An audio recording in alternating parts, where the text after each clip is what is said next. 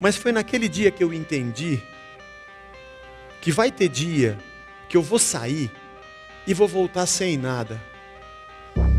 E vai ter dia que eu vou lutar e não vou conseguir ganhar. E vai ter dia que eu vou tentar e a minha tentativa vai ser vã.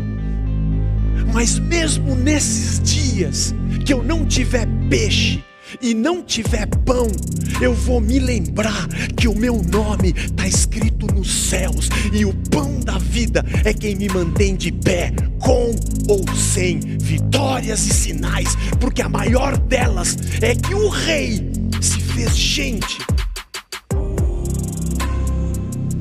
e é que o Rei ressuscitou, subiu aos céus e desceu um pão que habita em mim.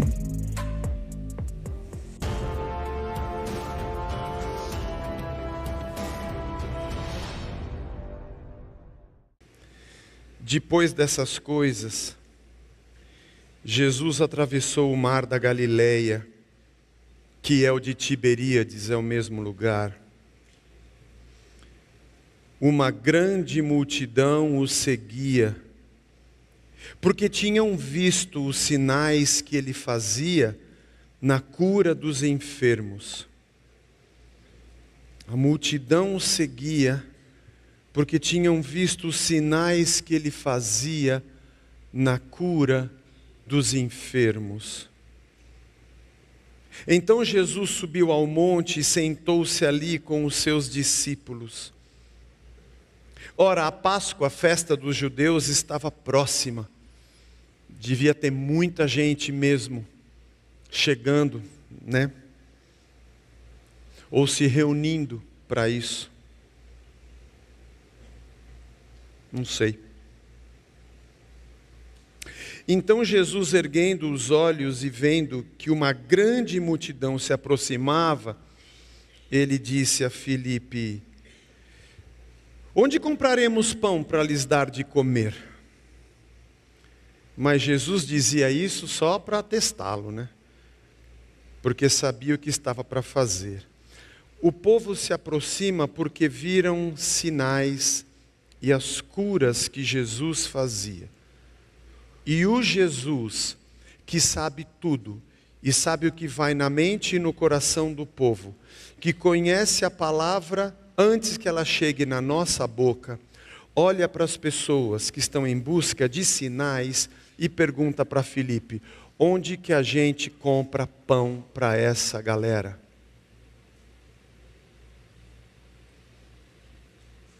Se o Filipe tivesse a mesma capacidade de Cristo de ler, de discernir o pensamento do povo, talvez discordasse de Cristo, dizendo: Jesus, de boas, eles vieram por causa dos sinais, não por causa do pão. E talvez Jesus respondesse: eu sei, é que eles não sabem que eles precisam de pão e não dos sinais. Isso não está escrito, mas eu consigo ler isso aqui.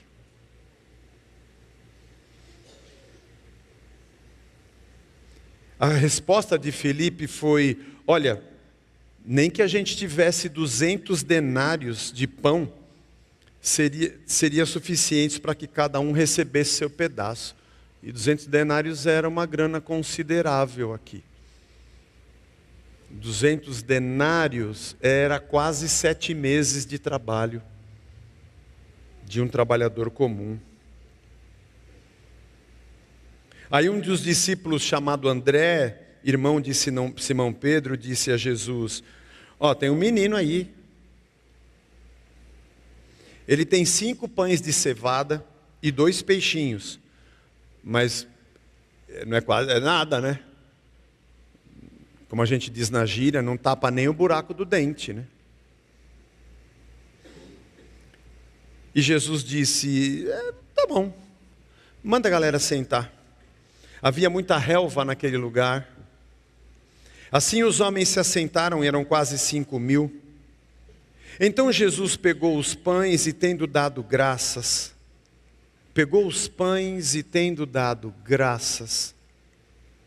Distribuiu entre eles e também igualmente os peixes, tanto quanto queriam.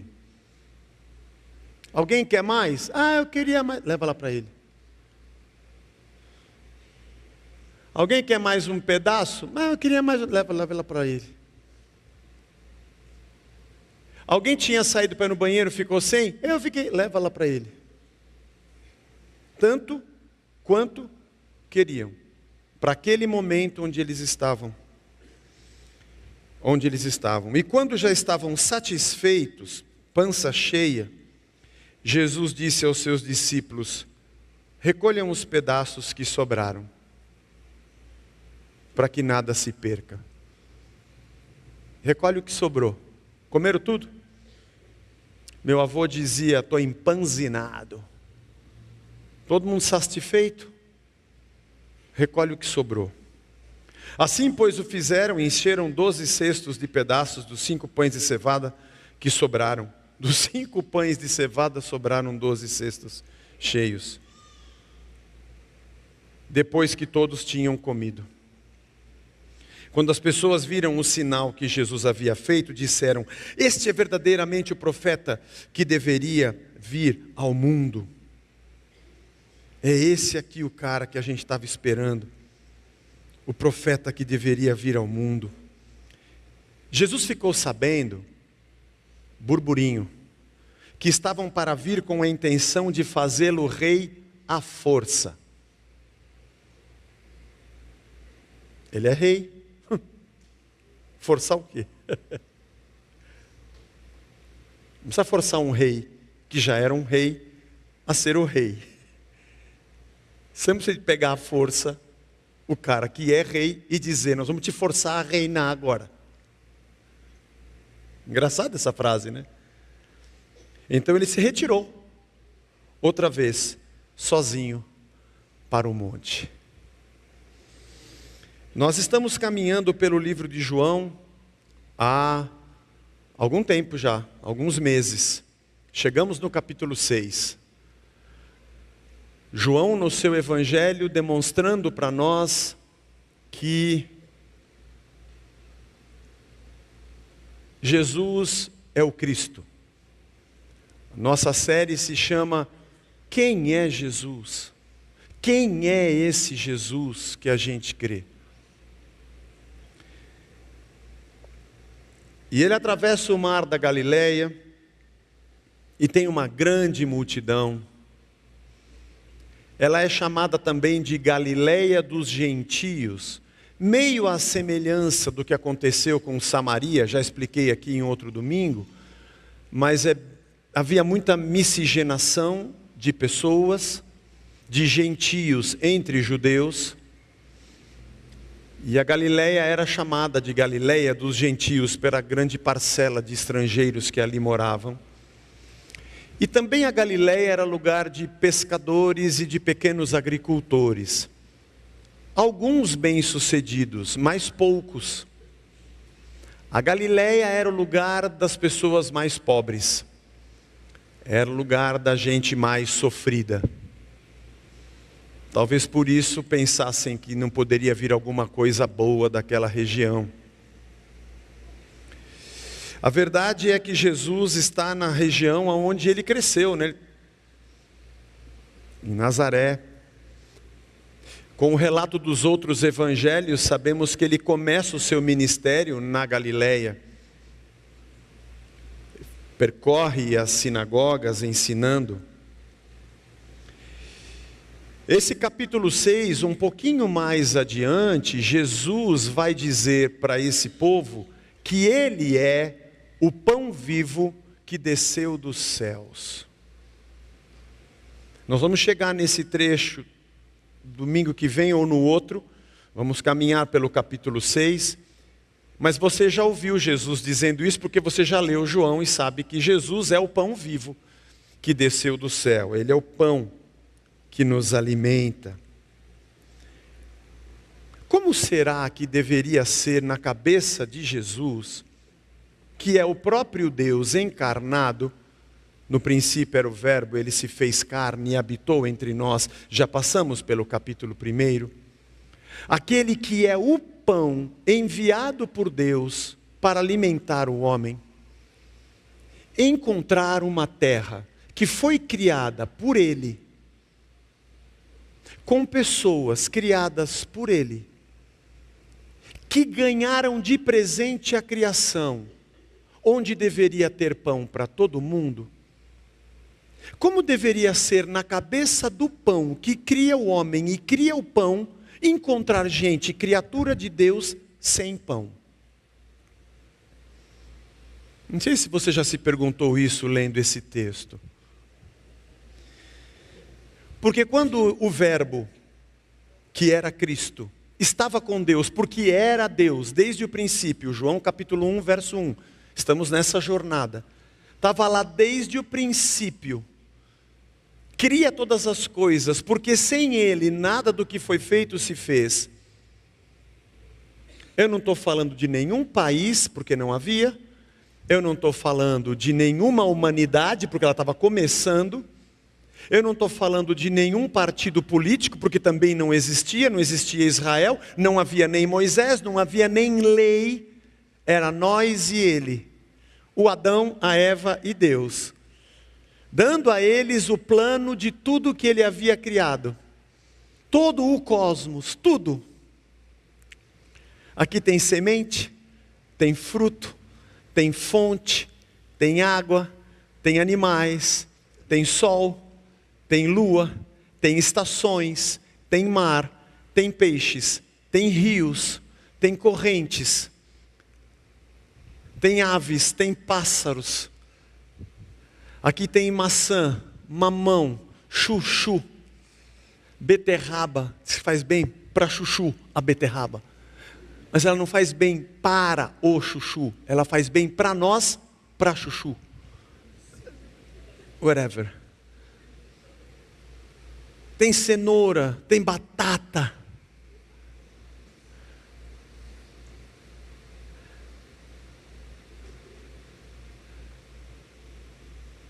Tem tudo. Tem tudo e é de quem? É tudo nosso. É tudo meu, é tudo vosso.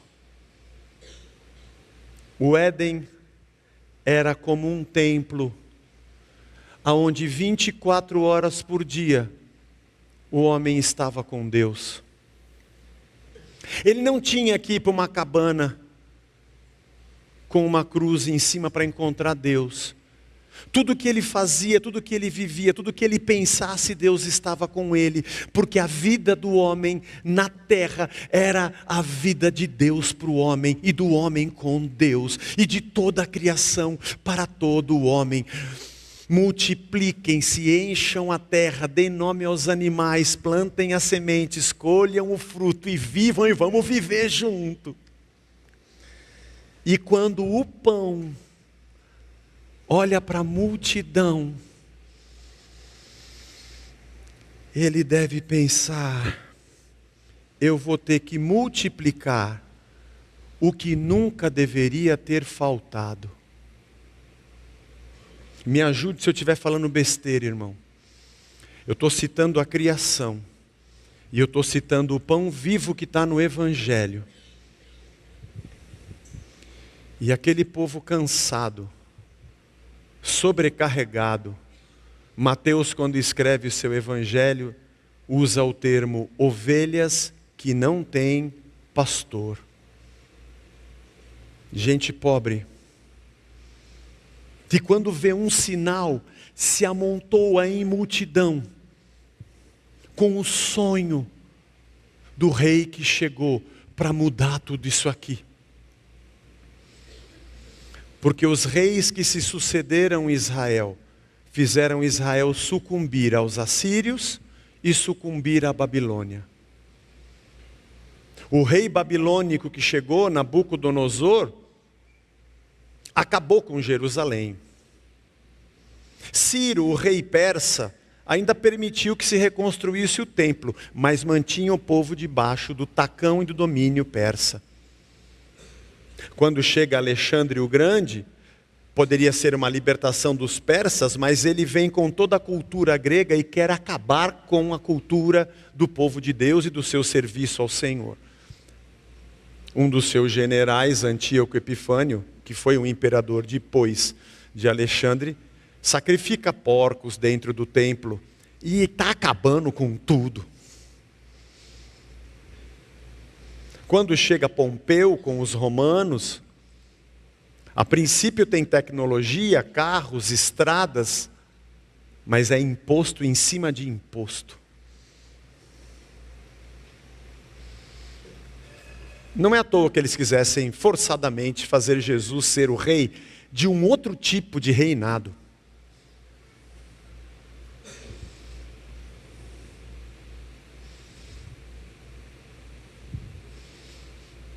Tem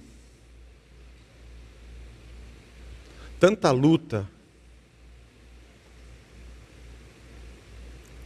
e disputa pelo comando do reino humano. E todos os lados que disputam o fazem em nome de um Deus. E todos que tomam as suas decisões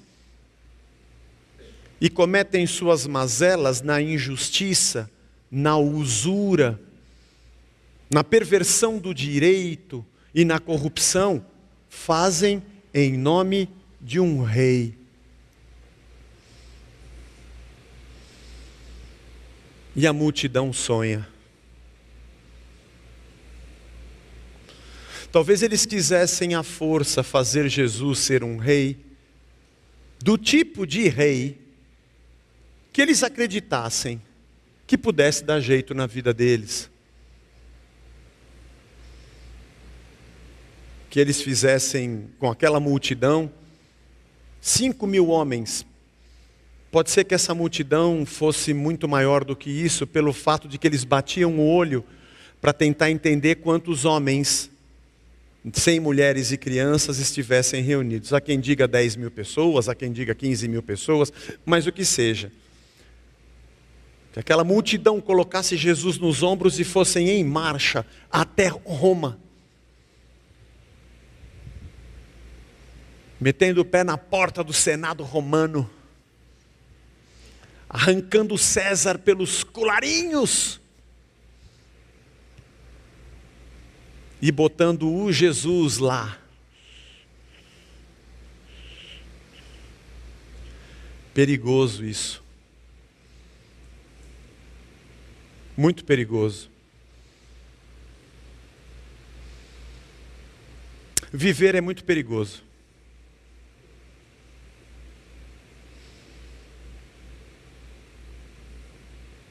Quando a gente coloca alguém no trono, nós queremos dizer para ele que tipo de reinado a gente quer. Porque afinal de contas foi nós que o colocamos. Com o medo de que ele use a força do reino para nos oprimir, para ser o rei que ele quer ser acima de nós. Sempre há uma disputa de poder. É sempre uma disputa de poder com força. A vida humana na terra é a vida da sobrevivência. Quem tem o porrete maior, com certeza vai viver melhor de quem tem só uma faquinha. Do bolo Puma.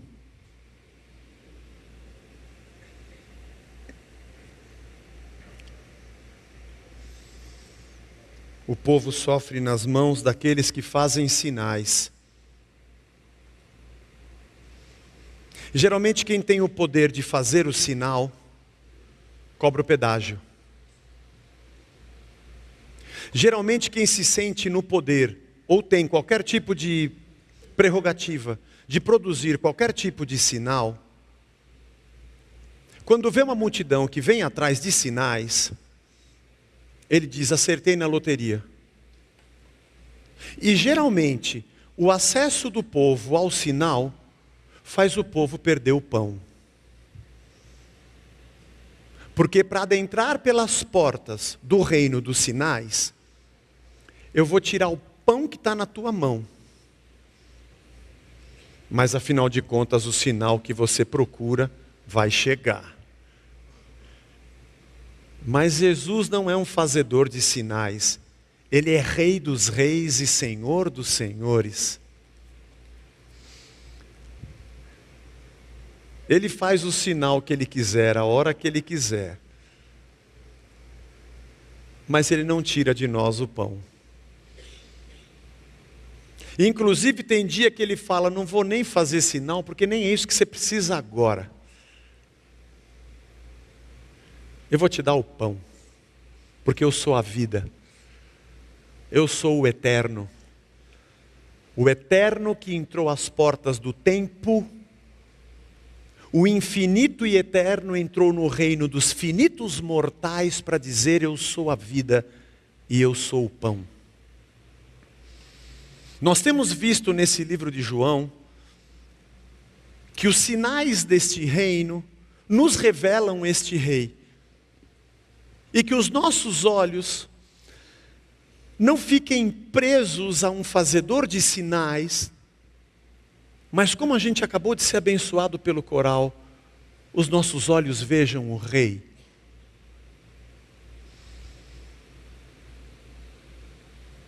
Eu me lembro de uma vez que eu estava passando um momento de muito aperto, e as coisas não estavam dando certo. Mais ou menos como a nossa vida normal aqui no Brasil. Mas eu estava assim meio em luta com a minha fé. E por acaso eu li um texto. Olha que besteira que eu fui fazer.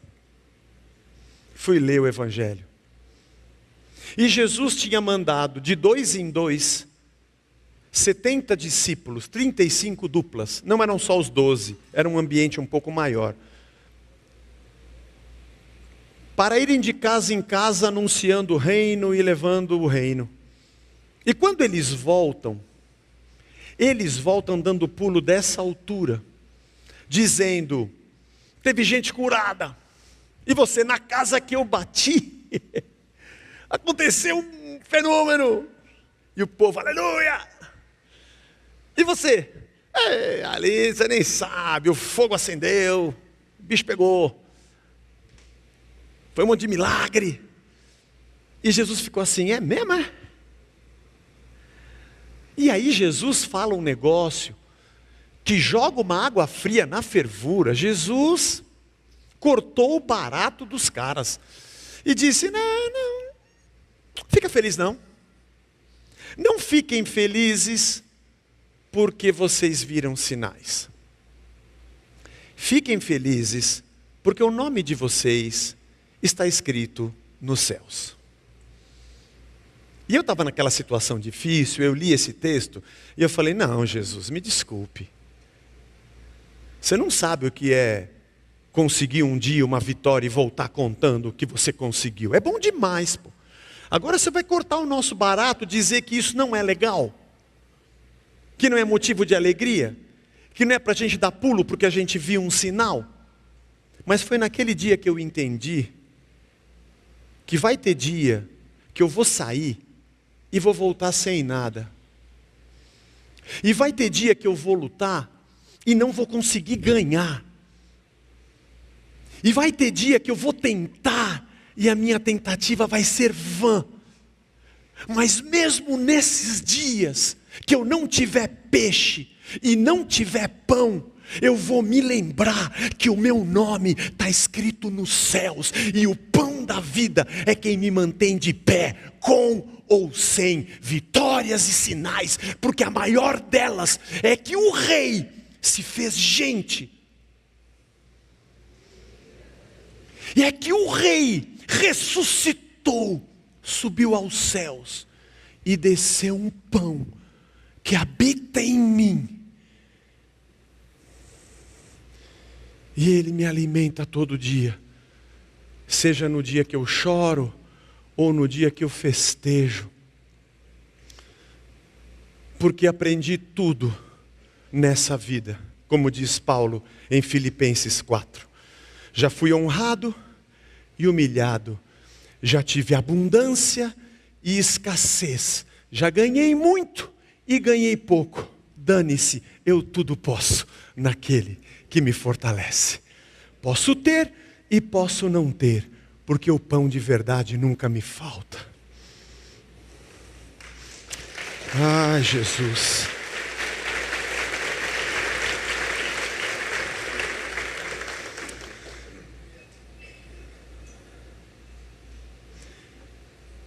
O povo sofre na mão dos reis, o povo sofre na mão dos fazedores de sinais.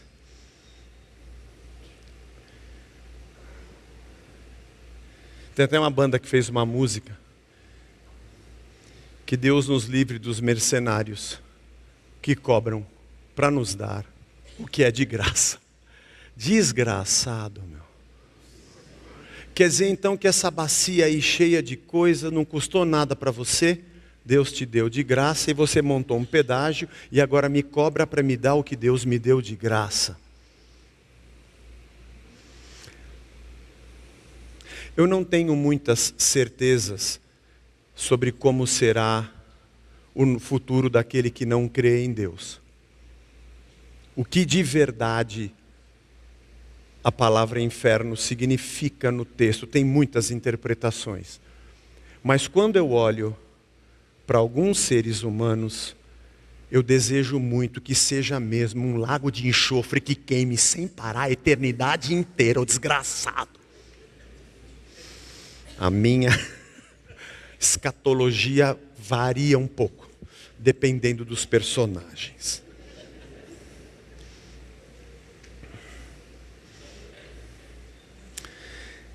Jesus olha para aquele povo, o pão olha para o povo do pão, criado pelo pão, que não tem pão. Ele vê o resultado da autonomia humana.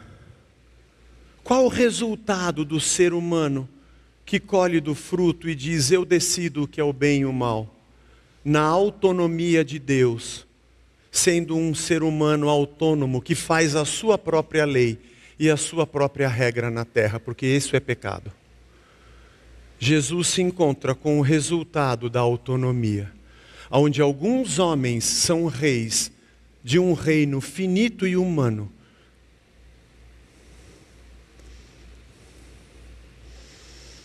O resultado da autonomia estava diante daquele povo. Estava na barriga vazia deles.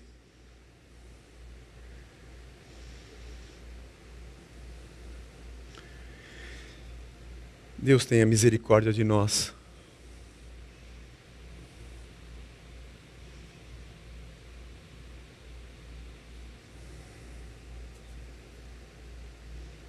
Jesus deu graças. Disse para Filipe, tem pão aí? Tem dinheiro? Tem dinheiro na sacola? Como é que está a nossa conta da associação dos discípulos? Como é que está? Eles recebiam ofertas. Em outros textos a gente percebe isso. Como é que está o nosso caixa hoje aí? Como é que está o caixa da igreja hoje, nessa semana? Hein, Felipe? Você fez conciliação bancária? Você viu direitinho? Dá para comprar pão para essa galera toda? E o Felipe fala, dá não, Jesus. Dá uma olhada nisso aqui. É muita boca para alimentar. E o povo já está com a gente já há bastante tempo, são muitas horas. E eles não pensaram em comer quando saíram, não. Ninguém trouxe nada. Acho que... Mas vamos dizer que eu tivesse, vai. Tem que ter uns 200 denários. É grana para chuchu. Para a gente poder comprar para todo mundo. Mas vou dizer para você, se eu tivesse esse dinheiro, eu não sei se tem uma padaria produzindo pão para 10 mil pessoas. Eu não sei. Tinha que ter encomendado antes. Ontem tinha que ter ligado, olha, vocês fazem lanche de metro? Tem que ter uns 1.500, 1,5 km de metro, para a gente poder fazer... Nós não encomendamos e não tem dinheiro. Mas Jesus perguntou isso porque ele já sabia o que ia fazer. Entre mentes, chega o André. Ele não tem dinheiro, eu também não tenho pão. Não sei se ajuda, mas já que o senhor perguntou. Tem um garoto aí com 5 pães e 2 peixes. Já dá. O que sobrou nesse mundo autônomo? Sobrou um menino com 5 pães e 2 peixes. Para mim já dá. Manda a galera sentar. E o texto diz que ele pega os pães e os peixes e ele dá graças. Gente, eu fiquei pensando, como é que será que foi a oração de Jesus? Deu graças, ele agradeceu. Foi a oração tipo, Senhor, obrigado por esse menino. Olha se a gente não tem um menino. Que azar o nosso. Porque eu sei que você já ouviu esse texto dizendo que você tem que entregar o seu dinheiro e que os 5 pães e os 2 peixes é o que você tem na carteira. Ah, quem nunca? Irmão, tudo vira dinheiro nessa vida. Tem gente que lê com o óculos do tio Patinhas a Bíblia. Mas o texto diz que Jesus deu graças. E, gente, o pão não precisa de pão para fazer pão. O menino é só um detalhe na alegoria do sinal.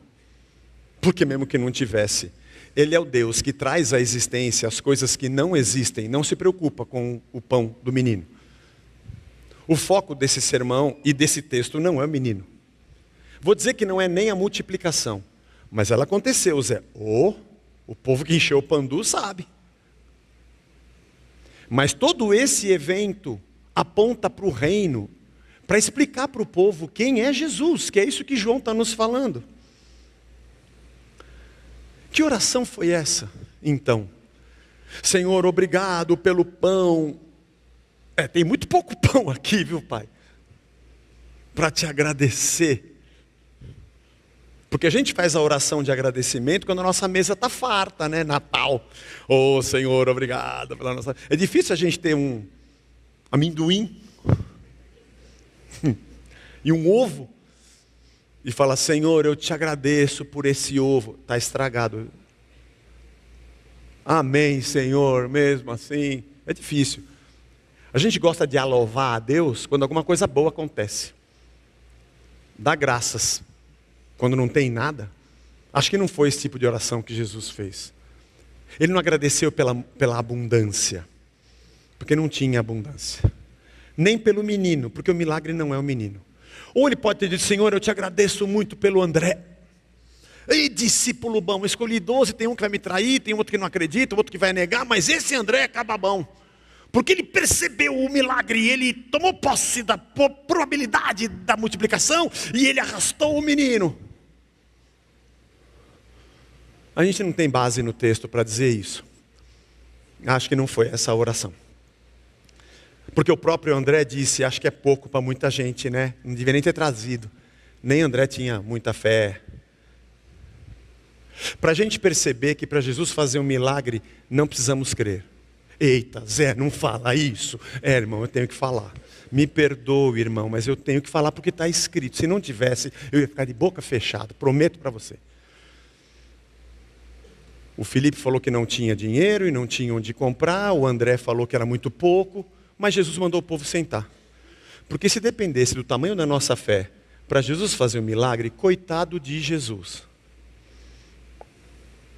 Eu não estou dizendo que você não deva crer, não estou dizendo isso. E não estou dizendo que você não deva ter fé, não estou dizendo isso. O que eu estou querendo te dizer é que não importa quantos pães você tem, que não são os seus pães nem o seu peixe, nem se você acredita ou não que Ele possa fazer. Ele é Deus. Ele é Deus.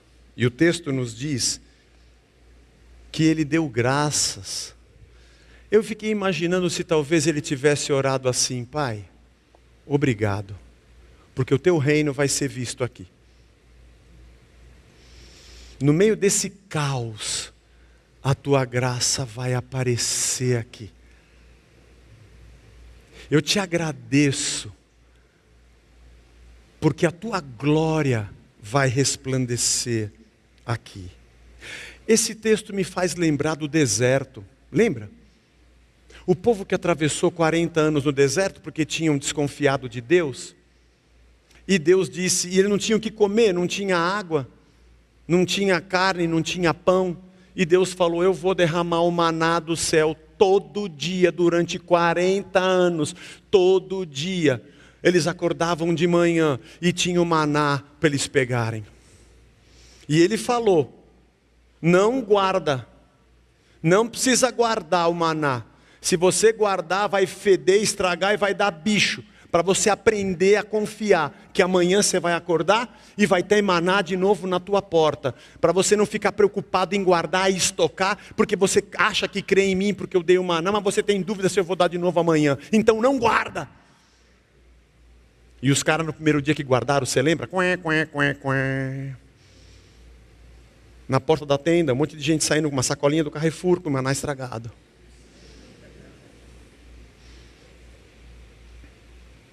Fedendo com bicho, cheio de bigato. E o povo, você pegou, Deus falou para não pegar, não é que estragou mesmo. Mas quando ele sai com a sacolinha fedendo, tem maná novo na porta. Eu não sei se fé é acreditar que Deus vai me dar uma grande quantidade, ou fé é simplesmente confiar e seguir, porque a cada dia Ele vai me sustentar com a quantidade que Ele tem para mim. Porque quando Jesus manda recolher o que sobrou, é muito engraçado, né? O pão que desce do céu, que é Jesus, está ali de novo alimentando o seu povo pobre. Da Galiléia dos gentios. Para dizer que Ele é o pão vivo que desceu dos céus. O maior milagre não foi aquela multiplicação. O maior milagre é o que está em João 12, 24. Daqui a algumas semanas a gente vai chegar em João 12. E que Jesus disse assim: em verdade lhes digo, se o grão de trigo caindo na terra não morrer, fica ele só. Mas se morrer, produz muito fruto. Esse é o maior milagre. Debulhar o trigo, recolher os grãos do trigo, triturar o trigo. Como diria o poeta, vive e morre trigo, morre e nasce pão. Eu sou o pão, eu sou o alimento de vocês. Não precisa mais nada. Os discípulos comeram, se fartaram, recolhe o resto. Pode guardar para amanhã? Amanhã eu estou com vocês, basta cada dia o seu próprio mal. O pão nosso de cada dia eu vou te dar. Só confia e segue. Tem muitas analogias interessantes nesse texto. Mas como João está tentando nos mostrar quem é Jesus, Ele é o Deus que multiplica o que nunca deveria estar faltando.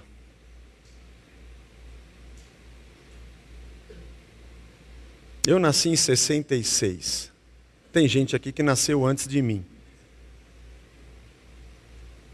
Mas eu passei os anos 70, 80, 90, 2000, 2010 para cá, 2020... A minha avó me disse, tu vai ver coisa, tu vai ver coisa. Nós já vimos muita coisa. Muita gente passou. Muita gente sentou no trono. Canhotos e destros. Eu só não vi acabar a fome. A fome é uma das coisas mais terríveis que pode acontecer com a vida humana.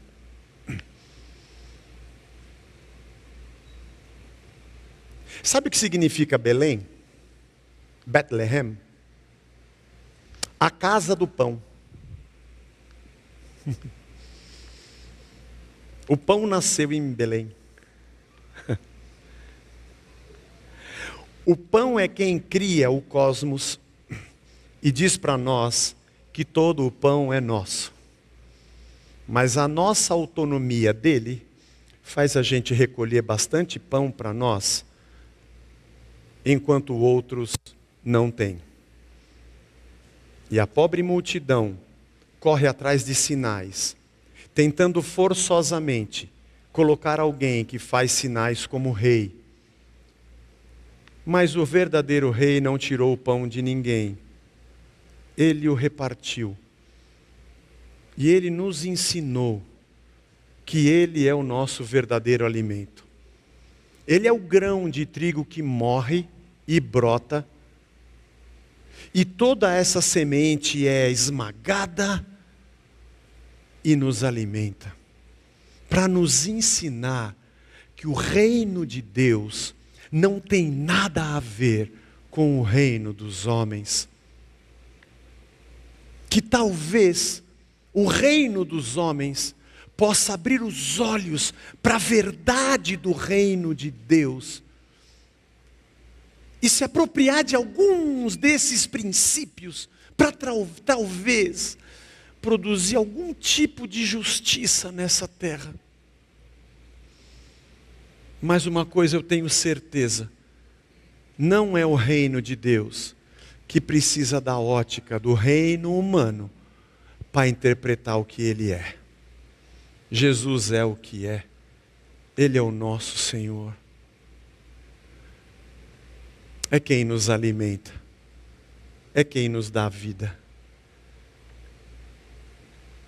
É quem veio para dizer eu estou aqui. É por isso que o reino de Deus é o lugar onde os discípulos são reconhecidos pelo amor que eles têm uns pelos outros. É por isso que na oração do Pai Nosso, Jesus diz, entra no teu quarto, sozinho, porque o Deus que te vê sozinho vai te ouvir. E você vai orar assim, Pai Nosso. Mas Jesus, se eu entrei sozinho no quarto, por que eu não oro meu Pai? Porque nunca mais você é só você, depois que você entendeu o meu reino. O Pai não é teu, eu sou Pai de todos. E você vai orar e dizer, glorificado seja o teu nome e não o meu. Seja feita a tua vontade, cumpre a tua vontade em mim. Eu não quero que o Senhor cumpra a minha. E me dá o pão nosso. Porque quando o pão bate na minha mesa, eu tenho consciência que nunca mais ele será somente meu. Ele é nosso. Irmão, nós somos filhos do pão. Se eu puder deixar alguma coisa boa para você hoje, eu vou te dizer, reparta o seu.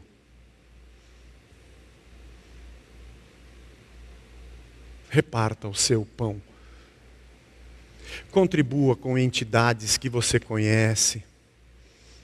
Gente que cuida de criança, gente que trabalha no Hospital do Câncer. ONGs que socorrem mães. Pessoas que acolhem mulheres que são violentadas e sofrem violência.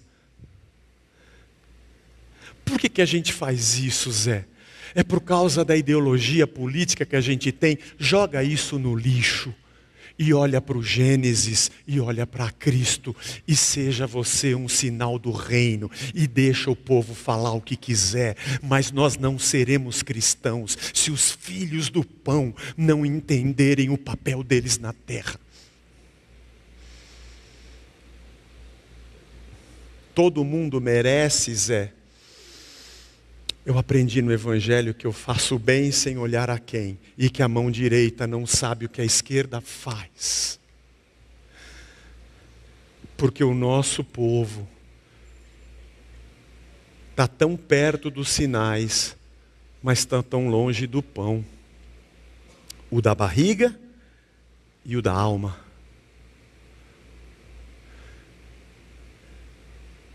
Eu confesso para você que essa semana li algumas vezes esse texto, a gente faz reuniões, nós, no nosso grupo pastoral, a gente colhe perspectivas um do outro, o que você entendeu? Eu, o Jorge, o Hamilton, o Gerson, o Danilo e também o pessoal das igrejas, o SEMI, que é nosso amigo da Raízes Urbanas. A gente tem um grupo que a gente sempre conversa sobre a pregação 2 vezes por semana. E eu confesso para você que esse texto, ele enche meu coração de descobrir quem é Jesus. Mas é tipo Matrix, sabe?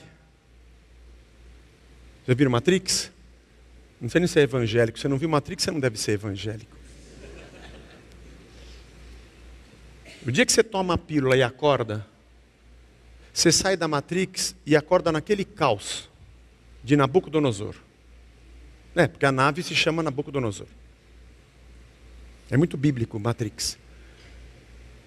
Apesar de você estar livre das garras da ilusão, de um mundo ilusório, e você tem a satisfação de ter acordado da ignorância e da ilusão, ao mesmo tempo você acorda na verdade do caos, que o bicho é feio e o mundo é feio. E ler esse texto essa semana me causou esse duplo sentimento. Cada dia que passo, eu tenho menos esperança nesse mundo. Menos. No ser humano, menos ainda. Menos ainda. Mas, olhamos para o Rei.